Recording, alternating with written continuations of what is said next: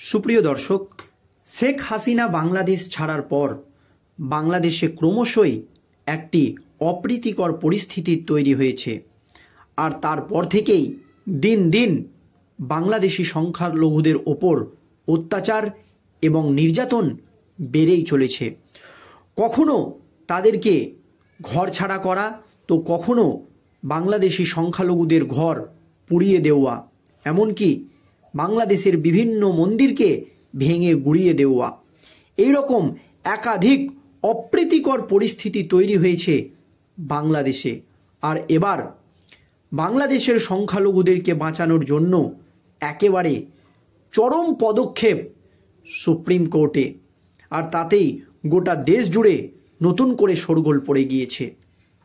দর্শক, আপনারা জানেন কিছুদিন আগেই বাংলাদেশের বিচার ব্যবস্থা নিয়ে উষ্মা প্রকাশ করেছিলেন সুপ্রিম কোর্টের প্রধান বিচারপতি সঞ্জীব খান্নার নেতৃত্বাধীন ডিভিশন বেঞ্চ।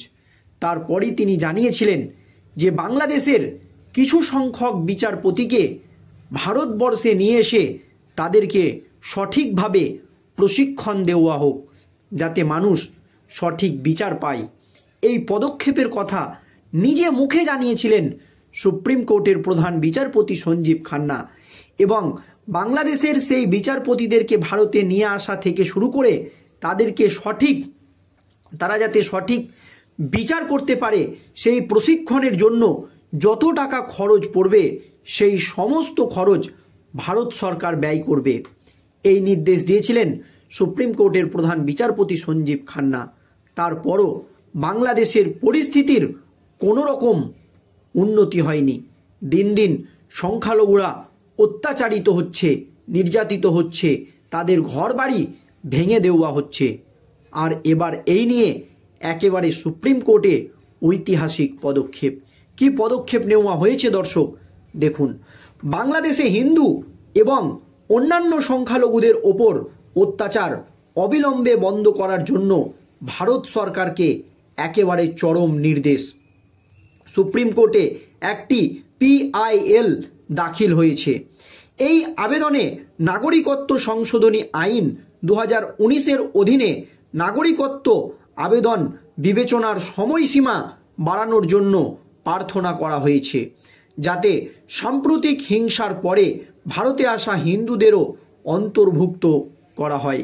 শুধু তাই নয়, শেখ হাসিনা বাংলাদেশ ছাড়ার পর যেভাবে সংখ্যালঘুদের ওপর অত্যাচার হয়েছে, বহু সংখ্যালঘু বাংলাদেশের ভারতে এসে অবস্থান করেছে বা ভারতের মধ্যে এসেছে, তাদেরকে যাতে সুরক্ষা দেওয়া হয় এবং তাদের উপরে যাতে কোনো রকম অত্যাচার না হয়, এই কথাও সুপ্রিম কোর্টে জানানো হয়েছে। বাংলাদেশে হিন্দু সংখ্যালঘুদের ওপর হামলার ঘটনায় সুপ্রিম কোর্টে এই জনস্বার্থ মামলা কিন্তু ইতিমধ্যেই দায়ের করা হয়েছে।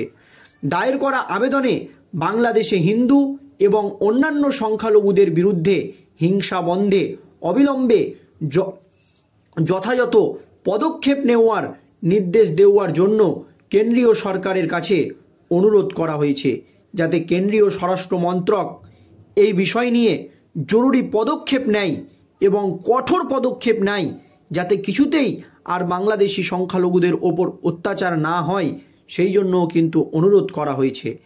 এর সঙ্গে আবেদনে নাগরিকত্ব সংশোধনী আইন 2019-এর অধীনে নাগরিকত্বের জন্য আবেদনের শেষ তারিখ বাড়ানোর দাবিও করা হয়েছে, যাতে বাংলাদেশে হিংসার কারণে ভারতে আসা নির্যাতিত হিন্দুরা এর সুবিধা পেতে পারেন।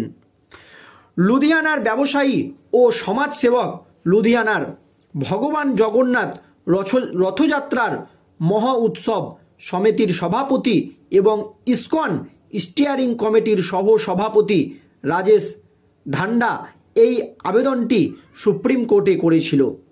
আবেদনটি 24শে ফেব্রুয়ারি ভারতের প্রধান বিচারপতির নেতৃত্বাধীন একটি বেঞ্চের সামনে বিবেচনার জন্য তালিকাভুক্ত করা হয়েছে।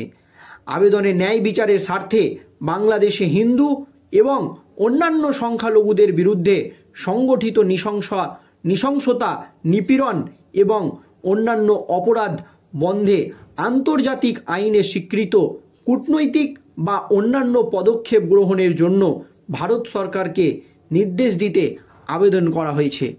বাংলাদেশে যদি এই পরিস্থিতির কোনো উন্নতি না হয়, এইভাবে যদি দিন দিন সংখ্যালঘুদের ওপর অত্যাচার বেড়েই চলে, তাহলে কিন্তু বাংলাদেশকে যাতে আন্তর্জাতিক চাপ দেওয়া হয়, আর তার জন্য যাতে ভারত সরকার পদক্ষেপ করে, এই রকমও কিন্তু ব্যবস্থাপনা চলছে দর্শক। কারণ এই বাংলাদেশ যেখানে সংখ্যালঘুরা দিনের পর দিন অত্যাচারিত হচ্ছে, কিন্তু ভারত সরকারকে সেই রকমভাবে কোনো পদক্ষেপ নিতে দেখা যায়নি, এই দাবি কিন্তু অনেকেই করছিল।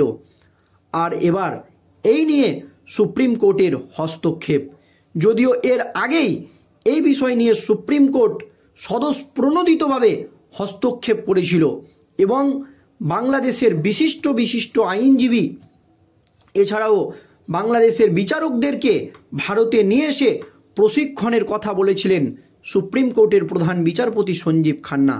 আর এবার বাংলাদেশে হিন্দু এবং অন্যান্য সংখ্যালঘুদের ওপর অত্যাচার অবিলম্বে বন্ধ করার জন্য ভারত সরকারকে নির্দেশ দেওয়ার জন্য সুপ্রিম কোর্টে একটি PIL দাখিল করা হয়েছে। এই আবেদনে নাগরিকত্ব সংশোধন আইন 2019-এর অধীনে নাগরিকত্বদের আবেদনের বিবেচনা সময়সীমা বাড়ানোর জন্য প্রার্থনা করা হয়েছে, যাতে সাম্প্রতিক হিংসার পর ভারতে আসা হিন্দুদেরও অন্তর্ভুক্ত করা যায়। বাংলাদেশে হিন্দু সংখ্যালঘুদের ওপর হামলার ঘটনায় সুপ্রিম কোর্টে এই জনস্বার্থ মামলা দায়ের করা হয়েছে। দায়ের করা আবেদনে বাংলাদেশে হিন্দু এবং অন্যান্য সংখ্যালঘুদের বিরুদ্ধে হিংসা বন্ধে অবিলম্বে যথাযথ পদক্ষেপ নেওয়ার নির্দেশ দেওয়ার জন্য কেন্দ্রীয় সরকারের কাছে অনুরোধ করা হয়েছে। এর সঙ্গে আবেদনে নাগরিকত্ব সংশোধন আইন 2019-এর অধীনে নাগরিকত্বের জন্য আবেদনের শেষ তারিখ বাড়ানোর দাবিও করা হয়েছে, যাতে বাংলাদেশে হিংসার কারণে ভারতে আসা হিন্দুরা এর সুবিধা পেতে পারেন এবং ভারতে আসা হিন্দুদের যাতে কোনো অসুবিধা না হয়।